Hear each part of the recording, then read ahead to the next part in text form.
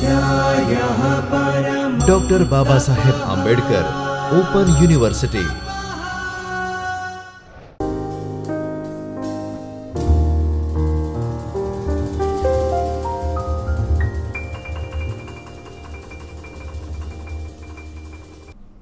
નમસ્તે વિદ્યાર્થી મિત્રો, હું doctor Swati Shah, assistant professor Sanskrit, આજે સંસ્કૃત વિભાગમાંથી ડૉક્ટર બાબા સાહેબ આંબેડકર ઓપન યુનિવર્સિટીના ચૈતન્ય સ્ટુડિયોમાં આપનું સ્વાગત કરું છું.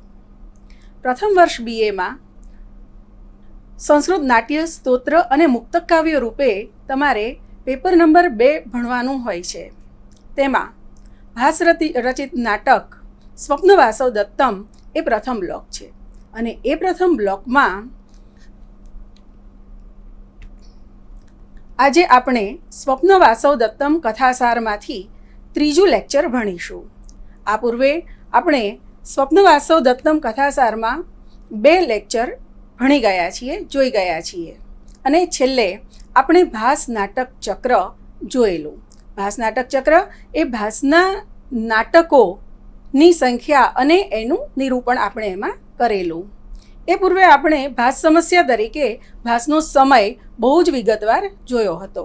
તો આજે ત્રીજા વ્યાખ્યાનમાં આપણે સ્વપ્ન વાસવ દત્તમ નાટકનું શીર્ષક અને તેનો કથાસાર જોઈશું. શીર્ષક: સ્વપ્ન વાસવ દત્તમ નાટક આપણે જોઈ ગયા એ રીતે ઉદયન કથા પર આધારિત છે. સંસ્કૃતમાં શીર્ષક આપવાની પરંપરા 3 રીતે જોવા મળે છે. એક, નાયક અથવા નાયિકાના નામ ઉપરથી. બીજું, નાયક અને નાયિકા બંનેનું નામ સાથે હોય એ રીતે. અને ત્રીજું છે કથાવસ્તુના આધારે. નાયકના નામ ઉપરથી ચારુદત્તમ જેવું નાટક આપણને પ્રાપ્ત થાય છે. નાયિકાના નામને આધારે પ્રિયદર્શિકા કે રત્નાવલી જેવી નાટિકાઓ આપણને પ્રાપ્ત થઈ છે. નાયક નાયિકાના બંનેના નામના આધારે માલવિકાગ્નિમિત્રમ, માલતી માધવ જેવી કૃતિઓ આપણને પ્રાપ્ત થઈ છે. કથાવસ્તુના આધારે અભિજ્ઞાન શાકુંતલમ, સ્વપ્ન વાસવ દત્તમ ઇત્યાદિ કૃતિઓ આપણને પ્રાપ્ત થાય છે. આ નાટકનું જે શીર્ષક છે એનું કથાવસ્તુ 5મા અંકમાં આવતા દ્રશ્યના આધારે પ્રાપ્ત થાય છે. 5મા અંકમાં એક સ્વપ્ન દ્રશ્ય આવેલું છે. અહીં બીમાર પદ્માવતી સમુદ્રગૃહમાં સૂતી છે એવી જાણ રાજાને થતાં એ પદ્માવતીની ખબર જોવા આવે છે. સમુદ્રગૃહ ખાલી છે, શાંત છે, સંધ્યાનો સમય છે, આછું અંધારું ઉતરી આવ્યું છે અને પથારી ખાલી છે. પદ્માવતી હાજર નથી. એ સંજોગોમાં રાજા પોતે જ ત્યાં સૂઈ જાય છે. થોડી વાર પછી વાસવ દત્તા પદ્માવતીની ખબર જોવા આવે છે. એ જોવે છે કે ઓઢીને કોઈ સૂઈ ગયું છે તો એને ડિસ્ટર્બ કરવા નથી ઈચ્છતી અને ત્યાં રહેલી ખાલી જગ્યામાં પોતે વાસવ દત્તા સૂઈ જાય છે અને એમ છે કે હમણાં પદ્માવતી ઉઠે એટલે ખબર પૂછું છું અને પછી ચાલી જઈશ. કારણ કે સમુદ્રગૃહ નામ છે એ રીતે આપણે સમજી શકીએ કે ત્યાં ઠંડો પવન આવતો હશે, સાંજનો સમય છે, નિરાંત હશે, શાંતિ હશે, તો એને પણ એવું આડા પડવાનું મન થાય છે, સૂવે છે અને ત્યાં આગળ થોડી વારમાં રાજાને એ બોલતો સાંભળે છે. તું ન જઈશ વાસવદત્તા પ્રકારના વિધાનો, અથવા તને મારાથી ખરાબ લાગ્યું છે, તારું મોઢું કેમ આવું દુઃખી દેખાય છે, તું મારી સાથે વાત કેમ નથી કરતી પ્રકારના વાક્યો રાજા સ્વપ્નમાં જ બબડે છે. એ બબડે છે, સાંભળે છે. ત્યારે વાસવદત્તાને ખબર પડે છે કે આ ઓઢીને સૂતેલી વ્યક્તિ એ પદ્માવતી નથી, ખુદ રાજા છે. એને ઊભા થઈને જતા રહેવાની ઈચ્છા થાય છે, પણ થાય છે કે જોઈએ રાજા હજી શું કહી રહ્યો છે, કારણ કે રાજા તો પદ્માવતી સાથે લગ્ન કરી રહ્યો છે. એ વસ્તુનું દુઃખ પણ એના વાસવદત્તાના મનમાં છે. ત્યારે એ વિચારે છે કે જોઈએ રાજા હવે આગળ શું કહી રહ્યો છે. અને રાજા વાસવદત્તાને મનાવવાના પ્રયત્નો કરે છે, એને પોતાનાથી દુઃખી ન થવાનું કહેવા માગે છે, એને પકડવા ઈચ્છે છે. તો એ બધા સંદર્ભમાં રાજાનો હાથ જરા પથારીમાંથી બહાર નીકળી જાય છે. વાસવદત્તા ઊભી થઈ એ હાથને ઠેકાણે ગોઠવે છે. એટલી વારમાં રાજા જાગી જાય છે.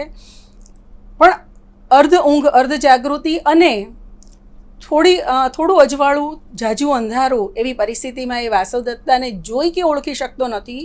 કોઈક હતું અને જતું રહ્યું એવી લાગણી એને અનુભવાય છે. અને એને થાય છે કે કદાચ પોતાના સ્વપ્નનો ભ્રમ આગળ વધ્યો છે અથવા ખરેખર વાસવદત્તા જ અહીંયાથી ચાલી ગઈ છે. અને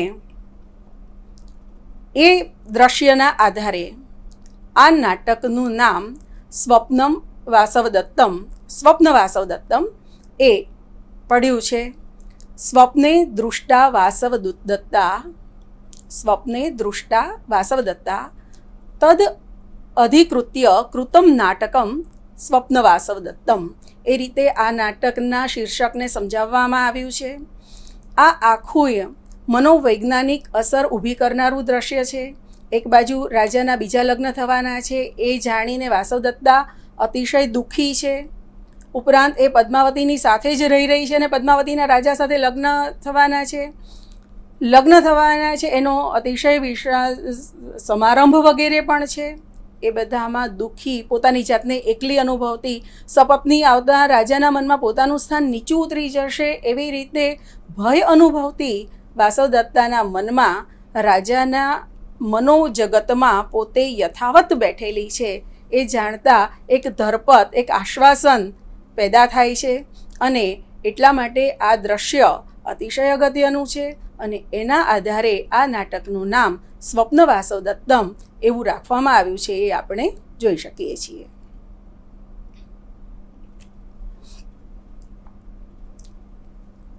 આ નાટક કુલ 6 અંકનું છે અને એ 6 અંકમાં પ્રથમ અંક એ આપણને વાસવદત્તા ન્યાસ એ નામથી પ્રાપ્ત થાય છે. અહીંયા આગળ ભાસની જે મૂળ શૈલી છે એ જોવા મળે છે. નાંદ્યંતે તતઃ પ્રવિશતિ સૂત્રધારઃ. નાંદીના અંતે સૂત્રધાર પ્રવેશે છે. નાંદી પૂરી થયા પછી સૂત્રધાર પ્રવેશે છે. આ શૈલી ભાસની છે. બાકી પહેલાં નાંદી હોય એ નાંદીને દેખાડવામાં આવે છે. તો નાંદ્યંતે પ્રવિશતિ સૂત્રધાર કૃતારંભૈઃ નાટકૈઃ બહુભૂમિકૈઃ એ શ્લોકમાં જે એની વિશેષતા કહેવામાં આવી હતી અને એના આધારે આ નાટકો ભાસના છે એવી રીતે જેને ઓળખવામાં આવ્યા એ સૂત્રધારના પ્રવેશથી નાટકો શરૂ થાય છે. વાસવદત્તા ન્યાસ એટલે કે વાસવદત્તાને થાપણ તરીકે મૂકવી. ન્યાસનો અર્થ થાય છે થાપણ. તો થાપણ તરીકે મૂકવાની વાત અહીંયા આગળ કરવામાં આવી છે. સૂત્રધારના આગમન પછી સૌથી પહેલાં જે સ્તુતિ કરવામાં આવે છે એ સ્તુતિ પણ ભાસની લાક્ષણિકતા છે. ત્યાં આગળ મુદ્રાલંકારનો પ્રયોગ કરવામાં આવે છે. મુદ્રાલંકાર એટલે કે જે શ્લોકનો અર્થ હોય, જે શ્લોક કહેવા માગતા હોય એમાં યોગ્ય રીતે નાટકના પાત્રોના નામને ગૂંથી લેવા. તો પાત્રોના નામને ગૂંથીને અથવા તો વ્યક્તિઓના નામને ગૂંથીને કોઈક જુદા જ અર્થનો જે શ્લોક તૈયાર થાય ત્યારે ત્યાં મુદ્રાલંકાર થતો હોય છે. તો ભાસના આ સ્તુતિ શ્લોક જે બળરામની સ્તુતિ માટે કરવામાં આવ્યો છે એમાં વાસવદત્તા, પદ્માવતી, ઉદયન વગેરે નામો ગૂંથી લેવામાં આવ્યા છે. ઉદાહરણ તરીકે ઉદય નવેન્દુ, નવ ઇન્દુ ઉદય, નવીન ચંદ્રનો ઉદય થવો. પણ ઉદયન શબ્દ એમાં આપણે જોઈ શકીએ છીએ. એ જ રીતે સવર્ણવ આસવદત્તા બલવ. અહીંયા આગળ સવર્ણવ આસવદત્ત આ બલવ એ શબ્દ પ્રયોગ છે પણ આપણને અહીંયા આગળ વાસવદત્તા પ્રાપ્ત થાય છે. તો મુદ્રાલંકાર એ પણ ભાસની શૈલીની એક ખૂબી છે જે આપણે અહીંયા જોઈ શકીએ છીએ. આ સૂત્રધાર પોતે સ્થાપના પૂર્ણ કરીને પછી જાય છે. ત્યારે પરિવ્રાજક એટલે કે તપસ્વીના વેશમાં યોગંધરાયણ અને અવંતિકા વેશે વાસવદત્તા પ્રવેશે છે. એમનો પ્રવેશ થતાં ઉત્સરત ઉત્સરત, આઘા ખસો, આર્યે ઉત્સરત, બેન આઘા જાઓ, એવી રીતે વાસવદત્તાને સૈનિકો કહી રહ્યા છે.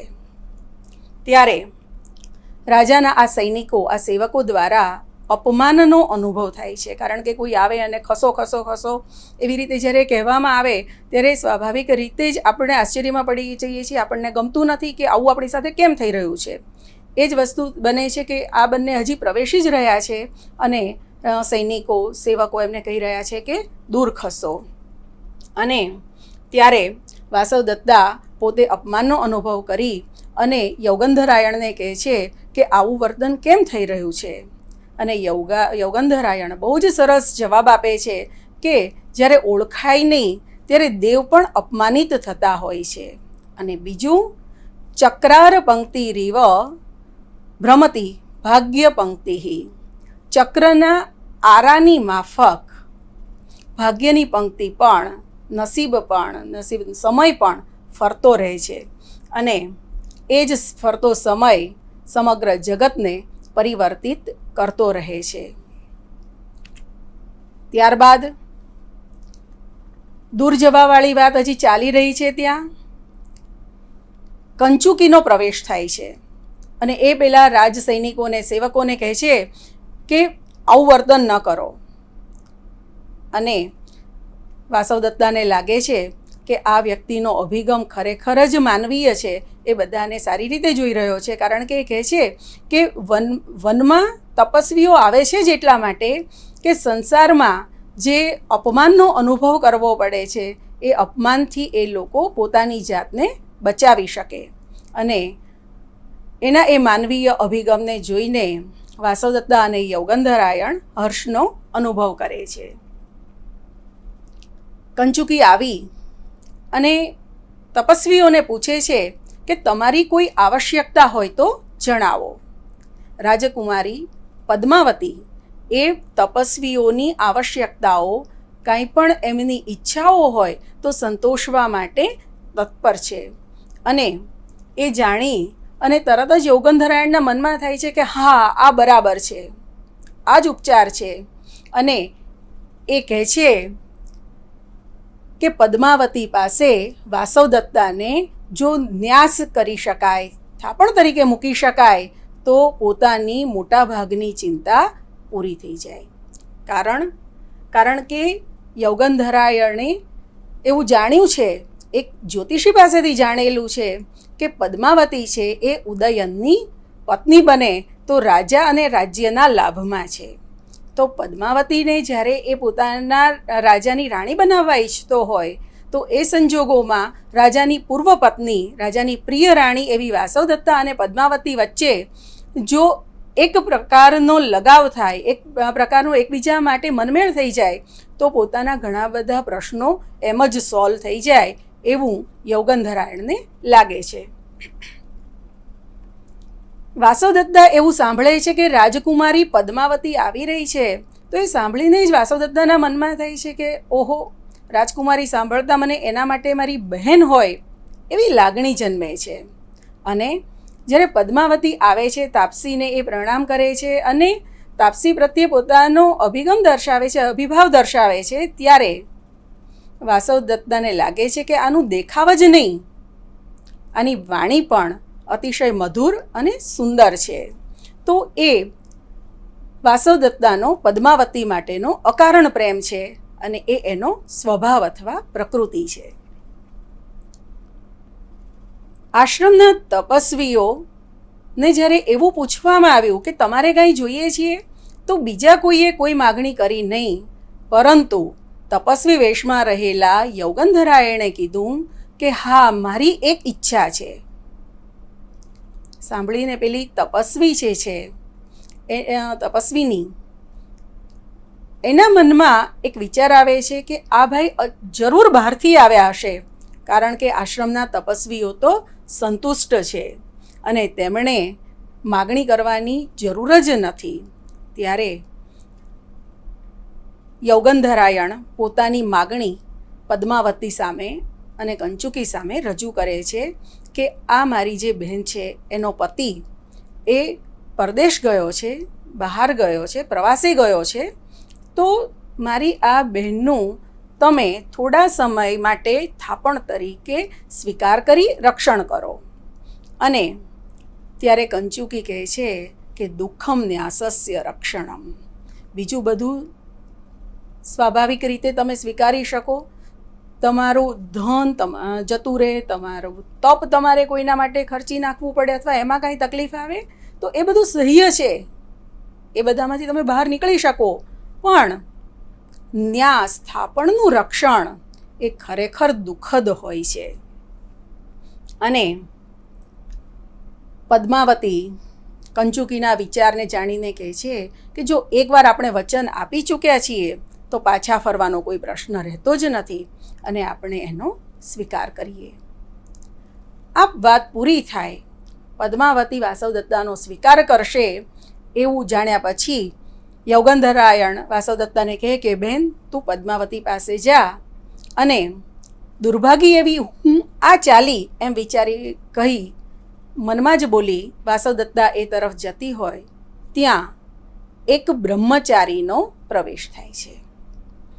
બ્રહ્મચારી આવીને કંચુકીને કહે છે કે અહીંયા આવી શકાય ને, અહીંયા તો સ્ત્રીઓ છે, કોઈ તકલીફ નથી ને. ત્યારે કંચુકી કહે છે કે આ આશ્રમ છે અને અહીંયા આગળ દરેક વ્યક્તિ આવકાર્ય છે.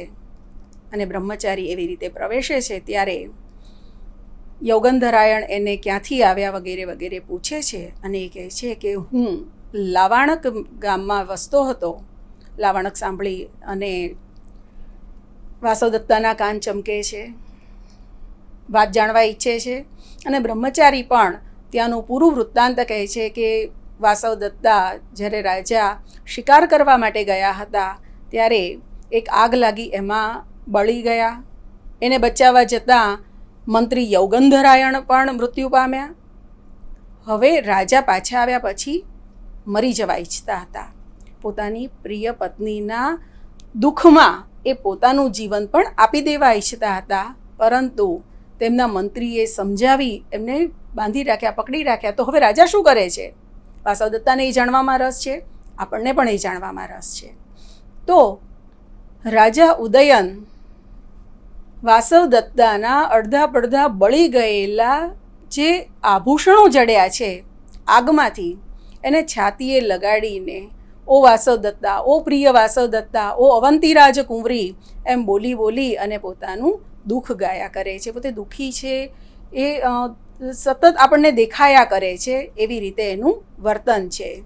એ ઉપરાંત રાજાએ ખાવા પીવાનું બંધ કરી દીધું કે મારે ખાવું પીવું નથી. પણ રાજાના નસીબ સારા છે કે ત્યાં રૂમણવાન નામના જે મંત્રી છે એમણે રાજાને સંભાળ્યા છે. આ બધું બ્રહ્મચારી કહે છે. રૂમણવાને રાજાને કીધું કે જો તમે નથી ખાતા તો હું પણ નહીં ખાઉં. અર્થાત રાજા જો નથી ખાતો તો રૂમણવાન પણ નથી ખાતા, એટલે પોતાના કારણે થઈને રૂમણવાન ભૂખ્યો ન રહે એટલા માટે થઈને રાજા ભોજન ખાનપાન કરી રહ્યા છે. તો આ રાજાનો વાસવદત્તા માટેનો પ્રેમ બ્રહ્મચારીના મુખે આપણને ભાસ દર્શાવી રહ્યા છે. અને જે કથા ચાલી રહી છે એમાં ફ્લેશબેકમાં લઈ જઈને આપણને રાજાની જે પરિસ્થિતિ છે એ આપણને દર્શાવી રહ્યા છે. જાણે નાટકની અંદર આખી એ બીજી ઘટના આપણને નાટકીય રીતે દર્શાવી દેવામાં આવી છે.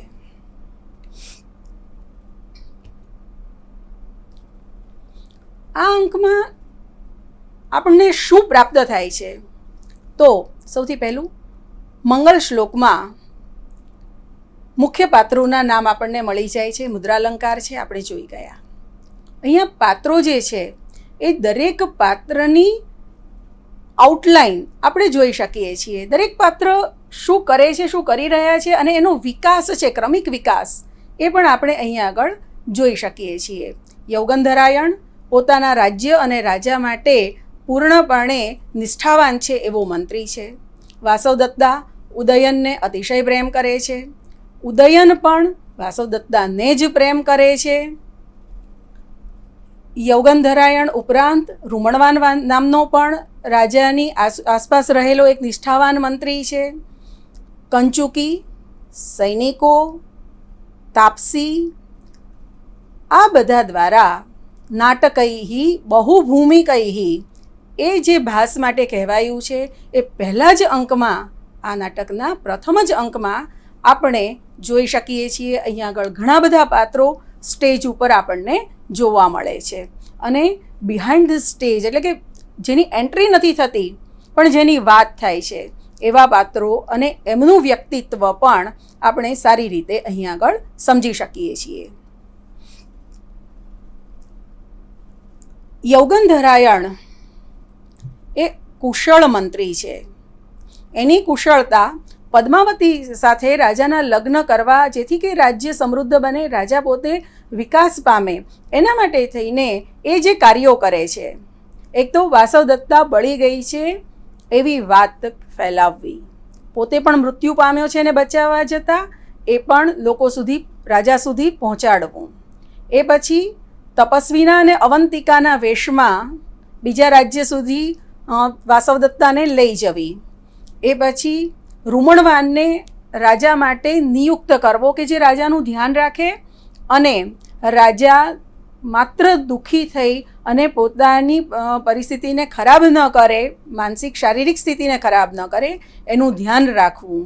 અને વાસવદત્તાને તક મળતાં જ પદ્માવતી તરીકે, થાપણ તરીકે મૂકવી અને એ દ્વારા પદ્માવતી અને વાસવદત્તા નજીક આવે એ આખો ઉપક્રમ ગોઠવવો.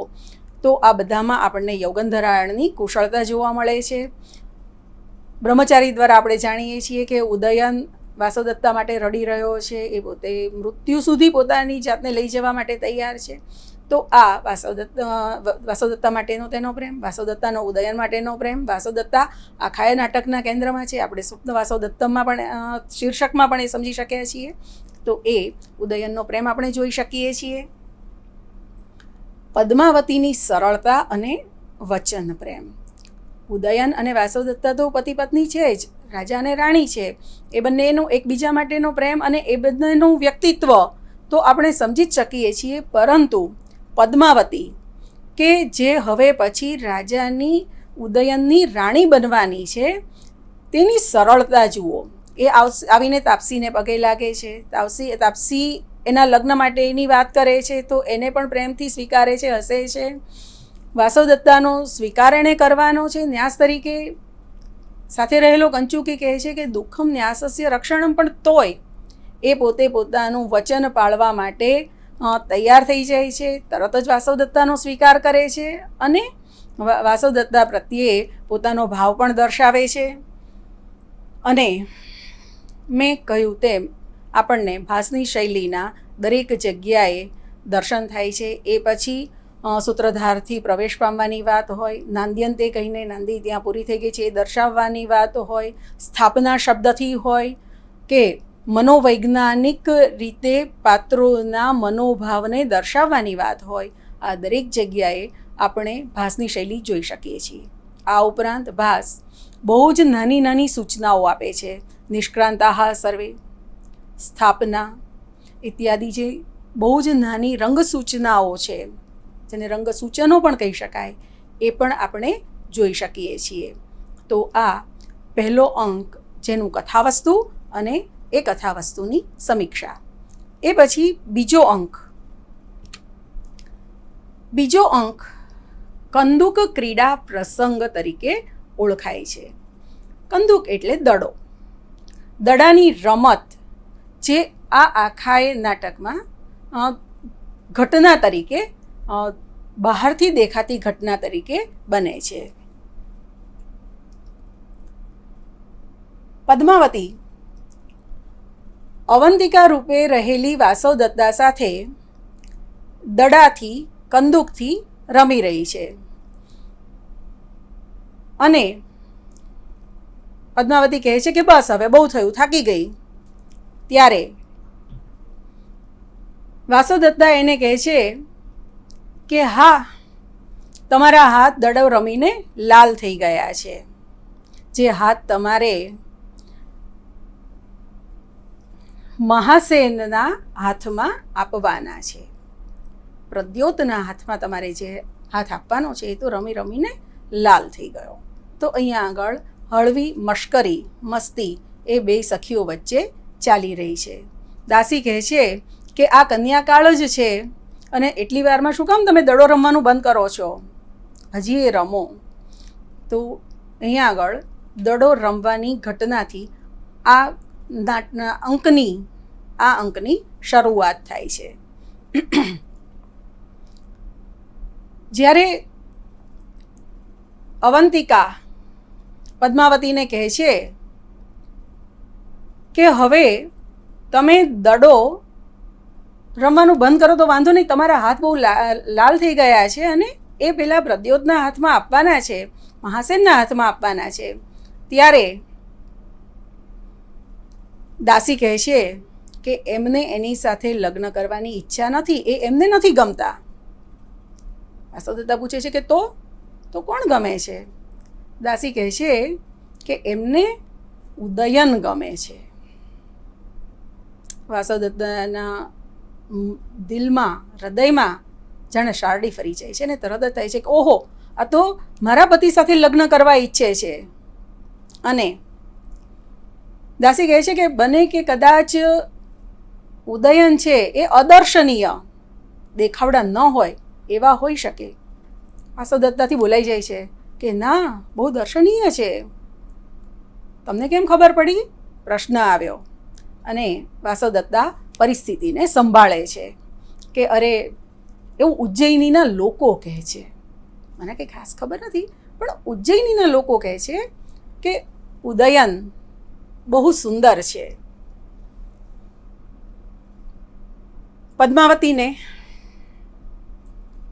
ઉદયનના વિવાહના સમાચાર પણ ત્યાં સુધીમાં આવી જાય છે. સરસ મજાનું મુહૂર્ત વીતી રહ્યું છે અને એ મુહૂર્ત વીતી ન જાય એ રીતે એક વિધિ લગ્ન પહેલાંનો એ ત્યારે કરી દેવાની વાત છે. અને ઉતાવળ થઈ રહી છે કે ચલો ઝડપથી કરો. પદ્માવતી અને ઉદયનનો એક વિધિ, સગાઈ જેવો વિધિ આજે કરી નાખવાનો છે. અને ત્યારે વાસવદત્તા કહે છે યથા ત્વરતે તથાંધિ કરોતિ મે હૃદયમ. જેમ જેમ ઝડપ થાય છે મારા હૃદયમાં અંધકાર વ્યાપી રહ્યો છે. તો બંને મિત્રની જેમ રમી રહી છે. તો એ બંને વચ્ચેની આત્મીયતા, વાતોનું શેરિંગ, એકબીજા સાથે પોતાની અંગત વાત કરવી, જેમ કે પદ્માવતીની અંગત વાત એ જાણી રહી છે. અલબત્ત પોતે છુપાવેશે રહેલી હોવાથી વાસવદત્તા પોતાની વાત કરી શકતી નથી, પણ પદ્માવતીની વાત એ જાણે છે. પદ્માવતીની મજાક પણ કરે છે. અધિક સંજાત રાગો પરકીયૌ ઈવતે હસ્તૌ સંવૃત્તૌ.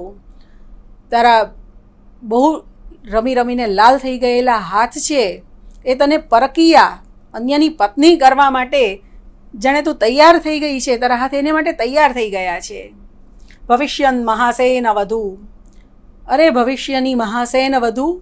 આ બે વિધાનોમાં આપણને ભાસો હાસહ જે ઉક્તિ કહેવાય છે એની ઝલક, એ સાચી હોવાની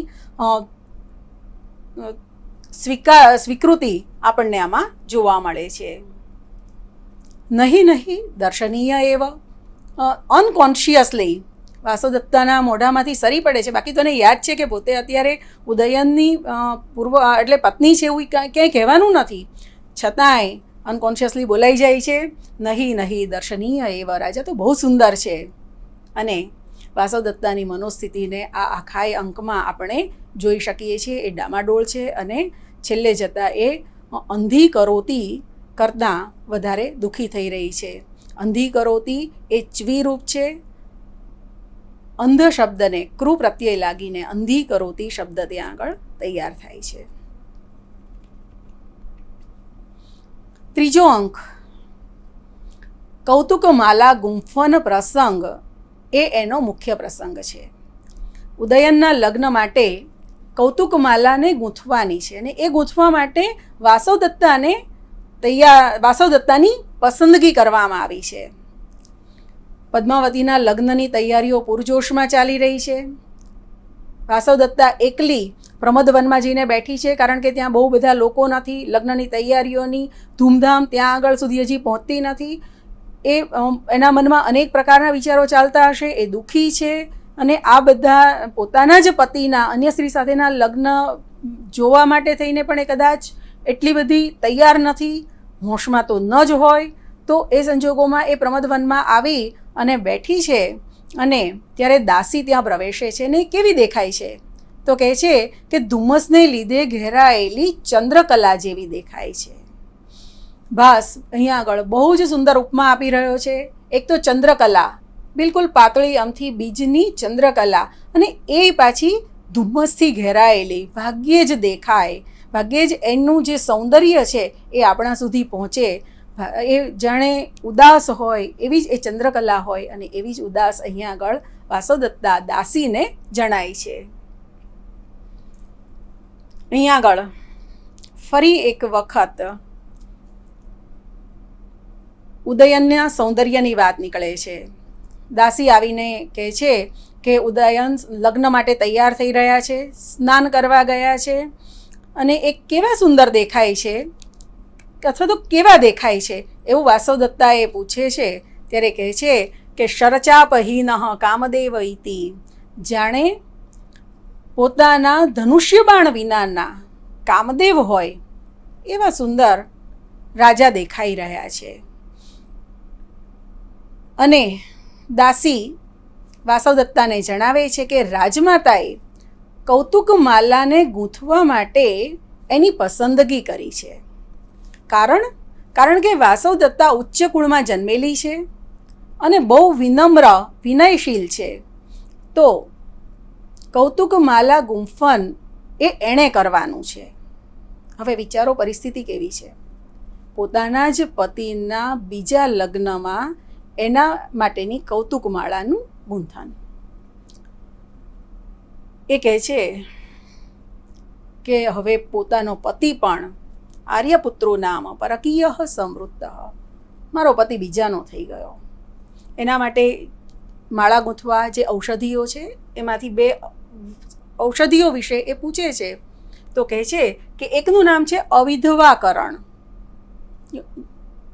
રાણીનું સૌભાગ્ય કાયમ રહે એ માટે, અને બીજું સપત્ની મર્દન. અને વાસવદત્તા કહે છે કે સપત્ની મર્દનની જરૂર નથી, કારણ કે પત્ની તો જે પહેલાં હતી એ મૃત્યુ પામી ચૂકી છે. આમ કરીને વાસવદત્તા પોતાની જાતને બચાવે છે. રાજાના પોતાના માટે પ્રેમ યથાવત રહે એવું વાસવદત્તા ઈચ્છે છે. આપણને અહીં આગળથી જોઈ શકાય છે. આ અંકની સમીક્ષા, આ બહુ જ નાનકડો, બહુ ટૂંકો અંક છે. અને વાસવદત્તા મેં કહ્યું તેમ એકલી છે, દુઃખી છે. એ કહે છે કે ચક્રવાકી તો નસીબદાર હોય છે કે જે પોતાના પ્રિય એવા ચક્રવાકના મૃત્યુથી દુઃખી થઈને પાછળ મરી શકે, અથવા એ સાથે ન હોય તો મૃત્યુ પામે, પોતે મરી શકે એમ નથી. કારણ કે ભાવિ મિલનની આશા છે. દાસીના મુખે ભાસે મૂકેલી સુંદર ઉપમા આપણે જોઈ શકીએ છીએ. અહીંયા આગળ ભાસના જીવન પ્રત્યેના અભિગમો આપણા ક્લિયર થતા જણાય છે. જેમ કે દેવો ન ઓળખાયેલા હોય તો એ બધા પણ અપમાનને પામે છે. અને આ ત્રીજા અંકમાં પણ વાસવદત્તાના મનોભાવનું આપણે સુંદર રીતે થયેલું નિરૂપણ જોઈ શકીએ છીએ. આભાર મિત્રો, ફરી મળીશું. સ્વાધ્યાયઃ પરમઃ